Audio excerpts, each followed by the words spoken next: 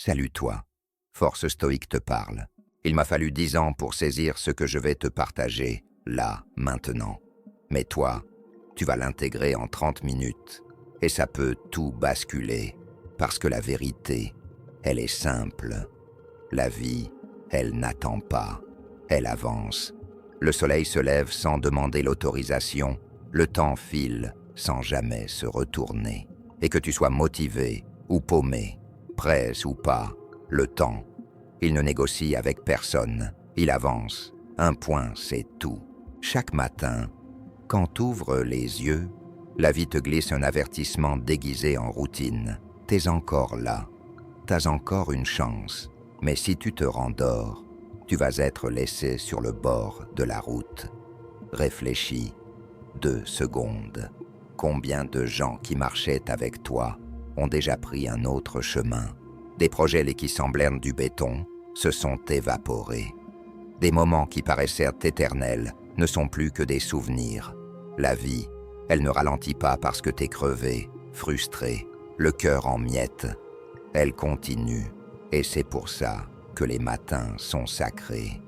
C'est des recommencements déguisés, des portes invisibles entre ce que t'étais hier et ce que tu peux choisir de devenir aujourd'hui.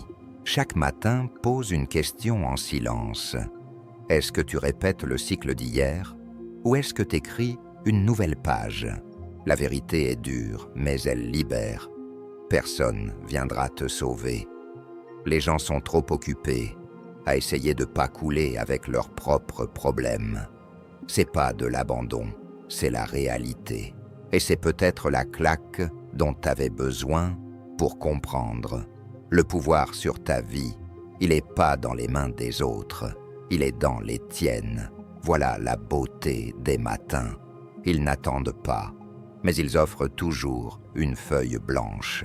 Oui, t'as fait des erreurs. Oui, t'as laissé filer des occasions. Mais le regret, il ne sert qu'à une chose, l'action. S'il ne se transforme pas en mouvement, il devient un poison. Et le poison émotionnel, ça paralyse. Le passé, c'est pas une prison, c'est un prof. Chaque erreur t'avertit, chaque douleur te réveille, chaque chute t'appelle à reconstruire. Et quand tu piges ça, ton choix change. Aujourd'hui, je ne répète pas ce qui m'a détruit. Aujourd'hui, je construis ce qui va me porter. Mais attention, si tu construis pas la vie de tes rêves, quelqu'un va t'embaucher pour construire la sienne. C'est la loi de la vie.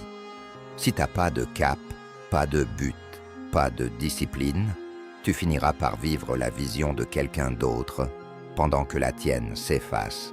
C'est pour ça que le matin, c'est ton point de bascule. C'est l'instant où tu décides. Tu seras l'architecte de ton destin ou juste un maçon dans la routine des autres. Réveille-toi, lève-toi, construis en silence, protège tes plans. Tout le monde n'est pas contre toi, mais beaucoup supportent mal de voir quelqu'un faire ce qu'ils n'ont jamais eu le courage de tenter. Et retiens ceci, toute parole ne mérite pas ton attention. Si le conseil vient de quelqu'un qui ne vit pas la vie que tu désires, pourquoi tu lui donnerais tant de pouvoir? Suis ceux qui prouvent par leurs actes ce qu'ils disent. Écoute ceux qui ont des résultats, pas ceux qui n'ont que des avis. Voilà des vérités qui m'ont coûté des années. Toi, tu peux les saisir maintenant et changer la donne aujourd'hui. Parce que dans cette vidéo, on va traverser ces leçons une par une, jusqu'à ce qu'à la fin, tu te relèves avec une clarté de diamant et un mental incassable. Écris dans les commentaires. Aujourd'hui, je décide de tout changer. Dis-le avec force, parce que cette simple phrase, ça peut être la première ligne de ton nouveau chapitre. À partir de maintenant, tu n'attends plus. Tu te lèves, c'est parti. Leçon 1, la vie continue, avec ou sans toi. La vie est pas patiente, elle s'arrête pas, elle prévient pas, et elle frappe pas 2 fois à la même porte. La plus grosse illusion? Croire qu'on a le temps. Je le ferai demain, quand je serai prêt. quand ça sera calme. Un jour, c'est un mot dangereux. Souvent, il veut dire jamais. Remettre à plus tard, ça a l'air safe. Mais c'est la cachette où les rêves meurent en silence. Si t'as un rêve, un objectif, un changement, que tu sais au fond devoir faire, comprends ça. La vie n'attendra pas que tu sois prêt, confiant ou sans peur. Elle avance, avec ou sans toi. Là, tout de suite, quelqu'un agit pendant que tu réfléchis. Quelqu'un écrit le livre dont tu rêves encore, s'entraîne pendant que tu scrolles, construit la vie que tu imagines seulement. La différence, c'est pas le talent, c'est le mouvement. Marc Aurèle nous balance un rappel qui coupe comme une lame. N'agis pas comme si tu devais vivre 1000 ans. La mort plane sur toi. Tant que tu vis, tant que c'est en ton pouvoir, sois bon. T'es pas le maître de demain, pas même de l'heure qui vient. Ce que tu possèdes vraiment, c'est cet instant. Et ce que tu en fais, ça détermine la direction de toute ta vie. Pense à toutes les occasions que tu as repoussées, en croyant avoir le temps. À toutes ces fois où t'as dit « la semaine prochaine » et t'as ouvert les yeux des mois plus tard, au même point. C'est ça qui arrive quand tu vis, comme si la vie allait t'attendre. Elle te punit pas, elle continue, c'est tout. Et la pire douleur, c'est pas l'échec, c'est de réaliser, trop tard, que t'as même pas essayé. La nature ne s'arrête jamais. Le soleil se lève sans permission. Les saisons tournent, les gens s'en vont. Le temps trace sa route, implacable. Tu peux résister et te faire emporter. Ou tu peux nager avec le courant et grandir. Et Épictète, même après avoir été torturé, disait « Tu peux m'enchaîner la jambe, mais même Zeus ne peut briser ma liberté de choix. C'est là qu'est ton pouvoir, dans le choix. Tu contrôles pas le temps, mais tu contrôles ce que tu en fais. Tu peux pas changer la vitesse de la vie, mais tu peux décider du rythme de ta présence. Tu n'es pas obligé d'agir comme d'habitude, de garder les mêmes pensées qui te détruisent, de piquer une crise à chaque contrariété. Rien à l'extérieur n'a le pouvoir de décider à ta place. C'est pour ça que les matins sont sacrés. C'est le champ de bataille entre le but et la distraction. Si tu te lèves avec un but, tu t'alignes sur le flux de la vie. Si tu te lèves avec la distraction et la paresse, la vie t'a déjà dépassé avant ton café. Le matin, c'est pas juste 1 heure. C'est un champ de bataille où tu décides, tu seras le héros de ton histoire ou juste un spectateur du temps qui passe. Demande-toi, si aujourd'hui était ma dernière chance d'avancer, est-ce que je la gâcherais? Qu'est-ce que le moi du futur me supplierait de ne plus remettre à plus tard? Est-ce que j'appuierais encore sur snooze? Les gens que t'admires ont un point commun. Ils ont compris la valeur de l'urgence. Ils n'attendent pas le bon moment. Ils le créent, le bon moment. Ils agissent, se plantent, apprennent, mais ils avancent. Ce qui sépare ceux qui réalisent de ceux qui rêvent, c'est le sens de l'urgence, pas le désespoir, le respect du temps. Alors, commence par un engagement simple. Ne gâche jamais un matin. Quand tu te lèves, te contente pas d'exister. Décide. Décide comment tu vas bouger, comment tu vas avancer, ce que tu vas créer. Même le plus petit pas, c'est une victoire. Une page écrite, une séance de sport faite, un plan tracé, tout compte. La vie récompense ceux qui respectent le temps. Donc grave en toi cette affirmation. Je n'attendrai pas la vie, je me lèverai avec elle. Adopte cet état d'esprit et la peur d'être laissé derrière disparaîtra. Parce que même lentement, tu avanceras chaque jour. Alors, ton défi, demain, au réveil, touche pas ton téléphone. Assieds-toi, respire un grand coup et souviens-toi, la vie n'attend personne. Et à partir d'aujourd'hui, tu te lèves avec elle. Leçon 2. Choisis-toi d'abord. Il y a une vérité difficile que la plupart ne comprennent que quand c'est trop tard. Si quelque chose t'arrive, le monde continuera. Ton poste sera pourvu, tes tâches redistribuées, et même les gens qui t'aiment le plus finiront par apprendre à avancer sans toi. La vie ne s'arrête pas quand tu tombes, elle continue. Et c'est précisément pour ça que prendre soin de toi, c'est pas un luxe, c'est une question de survie. Tu peux pas donner ce que tu n'as pas. Tu peux pas soutenir une famille ni bâtir tes rêves si ton corps et ton mental sont au bord du crash. Pourtant, on vit comme si on était indestructible. On dort peu, on avale nos émotions, on ignore les signaux du corps. On traite le repos comme de la flemme et la course comme une vertu. On appelle l'autodestruction un sacrifice. Mais c'est pas de la noblesse, c'est l'autoroute vers la rupture. Les stoïciens le savaient. L'esprit et le corps, c'est une forteresse. Si elle s'écroule, tout ce qu'il y a dedans est en danger. Sénèque disait « Prends soin de ton corps pour que ton âme ait envie d'y habiter ». Et c'est exactement ça. Le soin de soi, c'est le terreau où toute force peut fleurir. À quoi bon amasser des richesses si le corps est trop malade pour en jouir? À quoi sert de conquérir le monde si l'esprit se perd avant la victoire? Épictète disait que l'esprit et le corps sont comme un territoire. Si tu l'abandonnes, d'autres l'envahissent, la fatigue, l'anxiété, la culpabilité. La vraie discipline, elle commence par le soin de soi. En pratique, ça veut dire respecter ton corps comme le véhicule de ton destin. Nourris-le avec ce qui te nourrit, pas avec ce qui t'endort. Renforce-le par le mouvement, pas par la négligence. Repose-le avec du sommeil, pas avec du scroll infini. Et nourris ton esprit avec du silence, pas avec du bruit. Ces gestes simples, c'est les fondations de la grandeur. Pense à ton matin comme aux fondations de ta journée. S'il commence dans le chaos, le reste sera désordre. S'il commence dans la présence, tout gagne en clarté. Beaucoup croient encore que prendre soin de soi, c'est égoïste.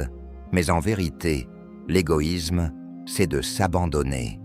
Parce que quand tu craques, ceux que t'aimes tombent avec toi. Ta famille, tes amis, ta mission. Tous ont besoin de toi fort. Platon disait « La meilleure chose qu'on puisse faire pour ceux qu'on aime, c'est de grandir en tant qu'être humain. » Grandir, dans ce sens-là, c'est prendre soin de soi. C'est devenir plus entier, plus capable d'aimer et d'accomplir. Quand tu prends soin de toi, tu deviens une source. C'est de toi que les autres peuvent aussi puiser leur force. Les stoïciens appelaient en ça l'autogouvernement. Chaque matin, demande-toi, qu'est-ce que je nourris en moi? De la négativité ou un but? Du bruit ou de la conscience? Deux personnes se lèvent à la même heure. L'une ouvre les réseaux, l'autre plonge en elle-même. Laquelle affrontera mieux sa journée? Le soin de soi, c'est le bouclier invisible que tu enfiles avant la bataille. Arrête d'attendre que ton corps hurle ce que ton âme te chuchote depuis longtemps. N'attends pas l'épuisement ou la maladie pour te rappeler l'essentiel. Construis dès aujourd'hui les habitudes qui te protégeront pendant des années. Chaque matin, répète « Qu'est-ce que je peux faire aujourd'hui pour me fortifier ?» Et fais-le, parce que la vie ne t'attendra pas. Mais si tu prends soin de toi, tu marcheras avec elle, au lieu d'être traîné par elle. Écris en commentaire « Je prendrai soin de moi d'abord », faisant un engagement envers ton corps, ton esprit et ton âme. Leçon 3. Le passé enseigne, le présent libère. Le regret, c'est une des chaînes les plus lourdes à porter. Tu le traînes derrière toi, il rend chaque pas plus lent. Il te murmure à l'oreille « T'aurais pu faire mieux, t'as perdu du temps, c'est trop tard ». Mais la vérité est simple. Le regret n'a de valeur que s'il se transforme en carburant. Combien de matins as-tu commencé en rejouant des erreurs passées? Ce job que t'as refusé, ces mots que t'as lancés et que tu regrettes, ces occasions que t'as laissées filer, c'est le piège. Le regret te fait croire que le passé est encore vivant, alors qu'en vrai, il est déjà mort. Tu souffres à cause de fantômes qui n'existent que dans ta tête. Les stoïciens étaient en clair là-dessus. Sénèque disait « Nous souffrons plus souvent dans notre imagination que dans la réalité. » Et c'est exactement ce que fait le regret. Il t'enferme dans des douleurs imaginaires. Il te fait souffrir pour quelque chose qui n'existe plus. Le passé, c'est un livre fermé. Le seul pouvoir que t'as maintenant, c'est d'en tirer des leçons. Au lieu de te demander « Pourquoi ça m'est arrivé ?», demande-toi « Qu'est-ce que c'est venu m'apprendre ?» Ce simple changement de question transforme tout. Chaque échec devient une leçon. Chaque déception, un prof. Chaque perte, une préparation pour la suite. Mais le danger du regret, il va plus loin. Il t'aveugle au présent.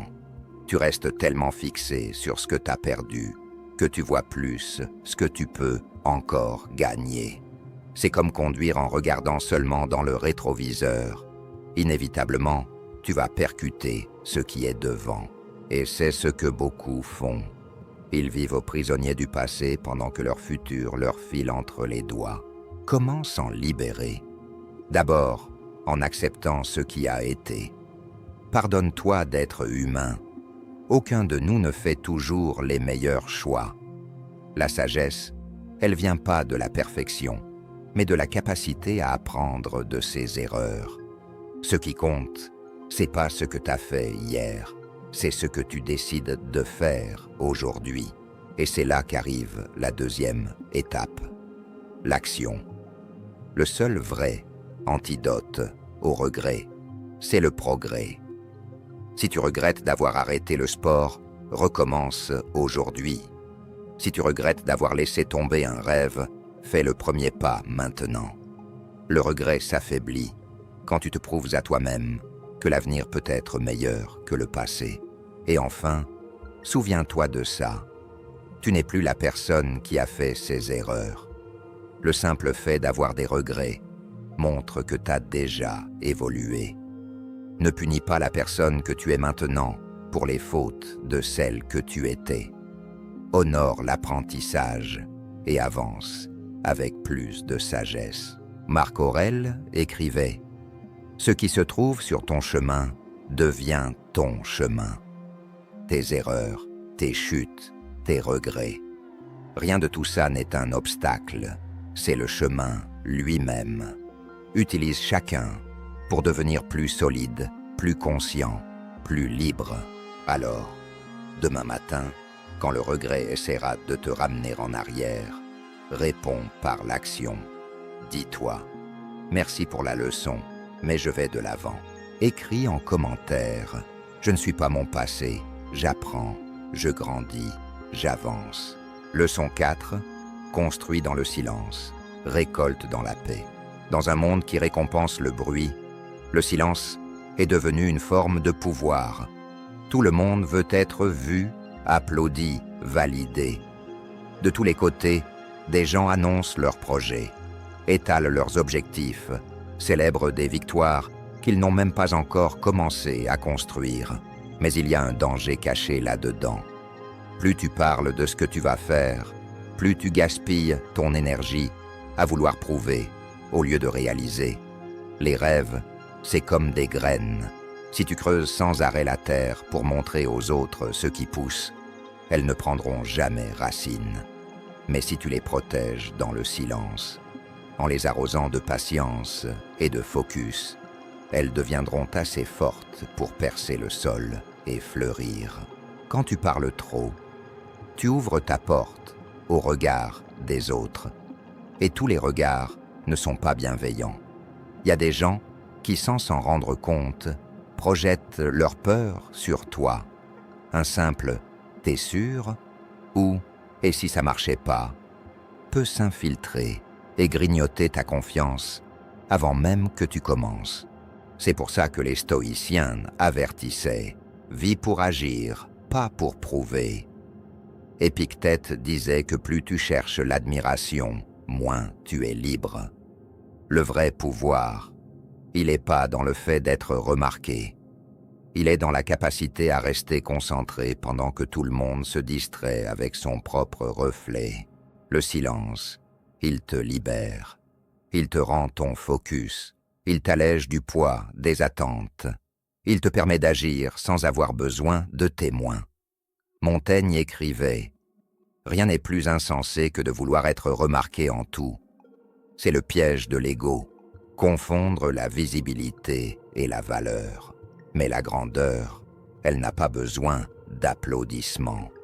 Ce qui est chlel finit toujours par trouver son écho. Regarde les vrais bâtisseurs. Ils n'annoncent pas ce qu'ils vont faire.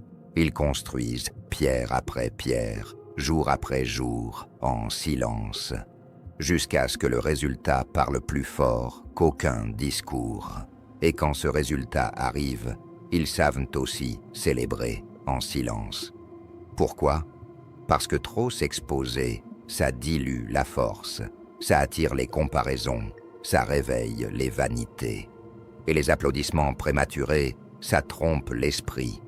Ça lui fait croire que le chemin est fini, alors qu'il vient à peine de commencer. Célébrer en privé, c'est rester éveillé. C'est rester humble, centré. C'est garder les pieds sur terre, même quand tout le monde voudrait te mettre sur un piédestal. C'est pas cacher ta vie. C'est choisir le bon moment pour la partager. Partage quand les fondations sont solides, quand ce que t'as bâti est inébranlable. D'ici là, garde tes projets comme on protège un trésor, parce que c'en est un. Alors, entraîne-toi à ça. La prochaine fois que t'auras envie de parler de tes plans, arrête-toi. Demande-toi, est-ce que je partage ça pour progresser ou juste pour être vu? Si la réponse, c'est l'ego, respire un bon coup et retourne au silence. Il est ton bouclier, ta forteresse, ton espace sacré de création. Demain matin, en t'asseyant en silence avec tes pensées, souviens-toi, mon silence est mon bouclier, mon travail est ma voix, et les résultats, quand ils viendront, parleront pour moi. Leçon 5. N'écoute que ce qui t'élève, pas ce qui t'embrouille. Le monde est une marée de bruit. De tous les côtés, quelqu'un essaie de te dire quoi faire, qui être, où aller. Famille, amis, collègues, inconnus, célébrités sur le net. Tout le monde a un conseil, une certitude sur ce qui serait mieux pour toi. Mais réfléchis, si la personne qui te conseille ne vit pas la vie que tu aimerais vivre, pourquoi tu l'écouterais? Souvent, on prête l'oreille à des voix qui ne méritent pas tant de pouvoir. Tu parles d'un rêve et quelqu'un rigole. Tu partages un projet, on te dit que ça marchera pas. Tu ouvres ton cœur et tu reçois la peur des autres, déguisée en prudence. Et petit à petit, sans t'en rendre compte, tu commences à rapetisser. Tu adaptes la taille de ton rêve aux limites des autres. Les stoïciens appelaient ça la contamination de l'âme. Marc Aurèle écrivait « L'opinion de 10 hommes ne vaut rien si aucun ne sait de quoi il parle. La sagesse, elle n'est pas dans le volume de la voix, elle est dans la vérité qu'il y a derrière. Parler avec conviction rend pas quelqu'un de raisonnable, juste plus bruyant. Pose-toi la question, est-ce que tu prendrais des conseils d'argent de quelqu'un qui est criblé de dettes? Est-ce que tu prendrais des conseils de santé de quelqu'un qui néglige son propre corps? Est-ce que tu prendrais des conseils sur l'amour de quelqu'un qui n'a jamais su aimer dans le respect? Alors pourquoi laisser ces voix-là décider de la direction de ta vie? Tu dois filtrer. Filtrer ceux qui ont accès à ton esprit. Tout le monde ne mérite pas cet espace. Entoure-toi de ceux qui vivent ce que tu admires. Si tu cherches la discipline, écoute les disciplinés. Si tu cherches la sagesse, apprends de ceux qui vivent en équilibre. Si tu cherches la paix, marche avec ceux qui rayonnent le calme. Filtrer les mauvaises voix, c'est aussi important qu'amplifier les bonnes. Des fois, ça demande de poser des limites. Des fois, ça demande de t'éloigner. Pas par manque d'amour, mais par amour de toi-même. T'as pas besoin de couper les ponts. Juste de cesser de confier le volant de ta vie à ceux qui n'ont jamais conduit vers là où tu veux aller. Et au-dessus de toutes ces voix, apprends à écouter la tienne. Chaque matin, avant de te perdre dans le bruit du monde, demande-toi « Qu'est-ce que je veux vraiment ?» Qu'est-ce qui résonne en moi comme étant juste? Respire, écoute et fais confiance, parce qu'au final, c'est toi qui vivras les conséquences de tes choix, pas ceux qui ont donné leur avis. La pratique stoïcienne de cette leçon est simple. Choisis avec sagesse les paroles qui entrent dans ton esprit. Baisse le volume du monde et à chaque conseil reçu, demande-toi: cette personne, est-ce qu'elle vit ce qu'elle dit? Si la réponse est non, dis merci et poursuis ton chemin. Et quand le bruit du monde tentera de t'étouffer, reviens au son de ta propre vérité. C'est le seul son qui compte vraiment. Leçon 6. Construis ton avenir, où tu vivras celui des autres. Chaque matin, sans même t'en rendre compte, tu es à une croisée des chemins silencieuses. Est-ce que tu vas te lever pour construire ton rêve ou pour continuer à bâtir celui de quelqu'un d'autre? C'est une des vérités les plus inconfortables. Celui qui n'a pas de but personnel finit par servir le but de quelqu'un qui en a un. Réfléchis. L'entreprise où tu travailles, l'immeuble dans lequel tu es assis, l'appli que tu utilises, même le café que tu bois, tout ça est né dans l'esprit de quelqu'un qui a eu le courage de commencer. Ces gens-là, ils n'ont pas attendu le moment parfait. Ils n'ont pas demandé la permission à la peur. Ils se sont pas cachés derrière des excuses. Ils ont commencé. Un point, c'est tout. Pendant que beaucoup planifiaient, ils agissaient. Et c'est pour ça qu'aujourd'hui, tu vis à l'intérieur d'idées qui étaient un jour le rêve de quelqu'un d'autre. Mais il y a une ligne fine entre l'apprentissage et la résignation. Travailler pour quelqu'un, c'est pas une erreur. Le problème, c'est de s'arrêter là, d'oublier qu'en toi aussi, il y a quelque chose qui demande à être construit. Les stoïciens appelaient en ça vivre selon sa propre nature, c'est-à-dire utiliser tes vertus, tes talents, pour exprimer ce qu'il y a d'unique en toi. Quand tu ignores cet appel, tu perds pas juste du temps, tu perds ton identité. Marc Aurèle a écrit « La valeur d'un homme ne dépasse pas celle de ses ambitions. » C'est la question qui doit résonner en toi. Tes ambitions, est-ce qu'elles sont vraiment les tiennes? Ou est-ce que c'est juste le reflet de ce que le monde attend que tu désires? Construire ton rêve, ça veut pas dire tout plaquer. Ça veut dire commencer, en silence, avec ce que t'as, là où tu es. Écris une page avant d'aller bosser. Étudie 20 minutes après le boulot. Avance d'1 centimètre par jour. Le rythme importe peu. L'engagement, lui, importe tout. Chaque matin reporté, c'est une graine non plantée. Et les rêves non cultivés se transforment en regrets. Vois tes matins comme un territoire sacré, un temps qui t'appartient avant que le monde se réveille et se dispute ton attention, pendant que beaucoup utilisent ce silence pour se distraire. Les bâtisseurs l'utilisent pour créer. Et oui, construire ton rêve, c'est fatigant, c'est incertain, c'est exigeant. Mais il y a quelque chose de bien plus douloureux. Passer toute une vie à édifier le rêve de quelqu'un d'autre et se rendre compte, trop tard, que t'as jamais commencé à élever le tien. C'est une douleur qu'aucun succès étranger ne peut apaiser. Alors, demain matin, avant d'ouvrir ton téléphone, demande-toi, le rêve que je construis aujourd'hui, à qui il appartient? Si la réponse, c'est pas « à moi », commence maintenant. Peu importe la taille du pas, le monde n'a pas besoin de plus d'exécutants d'idées, il a besoin de bâtisseurs de sens, écrits en commentaire. Aujourd'hui, je commence à construire mon rêve, parce que le monde se soutient grâce au travail de beaucoup, mais il ne se transforme qu'avec le courage de ceux qui décident de créer ce qui n'existe pas encore. Leçon 7.